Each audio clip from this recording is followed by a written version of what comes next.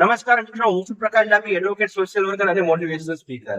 મિત્રો, તમામ મિત્રોનું મારી પોઝિટિવ પ્રકાશ ચેનલમાં સ્વાગત છે. મિત્રો, મારે આજ વાત કરવી છે એવા એક પ્રસંગની કે જે કદાચ ગુજરાતમાં અને ભાવનગર જિલ્લામાં આ નવી પહેલ અને સરસ મજાની શરૂઆત થશે. મારી બાજુમાં જીતુભાઈ ડાભી ઉભા છે. એમના દાદા ગણેશભાઈ હરિભાઈ ડાભીનું અવસાન થયેલ છે અને એ અવસાન નિમિત્તે સાંજે અને પછી જે કાર્યક્રમ અને પહેલ કરવામાં આવી છે, તો આપણે જીતુભાઈને પૂછીએ કે કેવા પ્રકારના વિચાર અને કેવી એક શરૂઆત કરવામાં આવી છે. જીતુભાઈ, દર્શક મિત્રોને જણાવો કે તમારા દાદા જે અવસાન પામ્યા છે એમની પાછળ તમે કેવા વિચારોનું વાવેતર કરવામાં આવ્યું છે?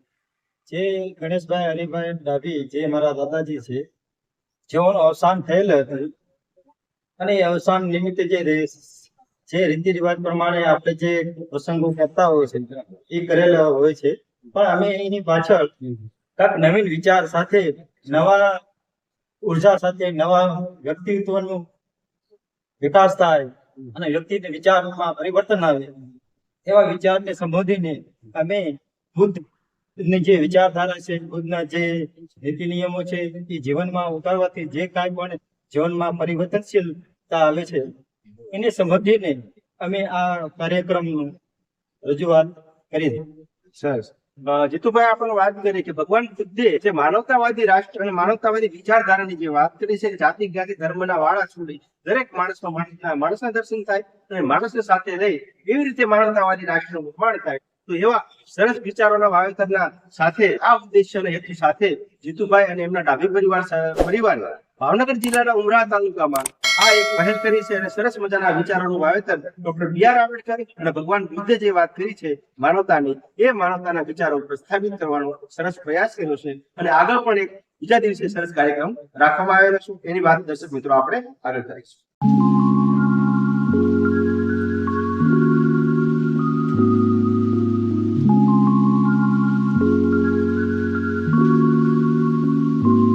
શું નામ છે તમારું?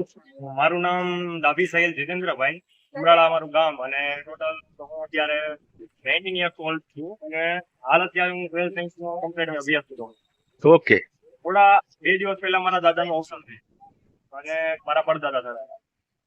મારે એ ભાઈબંધ કહેતા, પણ કહેતા એ મને ભાઈબંધ પણ હતા મારા પડદાદા. તો એમનો ઘણા બધા વિચાર હતા અને તમે સારા વિચાર કરતા, ખોટા વિચારથી આગળ. તો એમ કેતા આંબેડકર ની પણ બહુ વાત કરતા કે એ હતા અમેરિકન કેતા એમને, કે ભાઈ અમેરિકન. એમને ખબર નથી કે આ ટોટલ આપણા દેશના જ હતા, પણ એ કેતા એને અમેરિકન.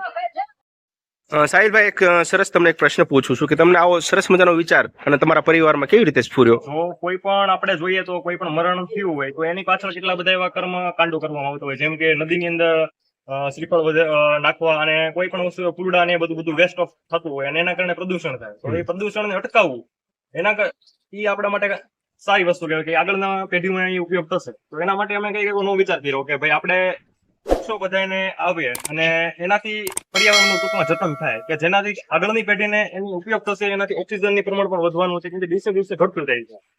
તો એના માટે છે ને અમે એવો વિચાર કર્યો કે આપણે દરેક વ્યક્તિ જે અહીંયા આવે છે એને આપણે એક પ્લાન્ટ આપીએ તો એનાથી ટૂંકમાં એન્વાયરમેન્ટની અંદર જે ઇકોસિસ્ટમ છે એની અંદર ઓક્સિજનની માત્રા લગભગ થોડીક વધારવામાં આપણે એક પગલું ભરી શકીએ.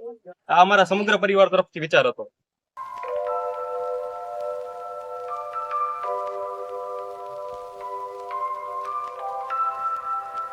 તો મિત્રો, આપણી સાથે સાહિલભાઈ હતા. એમના વિચારો મુજબ એમણે વાત કરી કે પર્યાવરણ પ્રદૂષણ અટકાવવાની વાત છે અને બીજના વાવેતરની વાત છે, સાથે સાથે એક નવા વિચારની વાવેતરની વાત છે.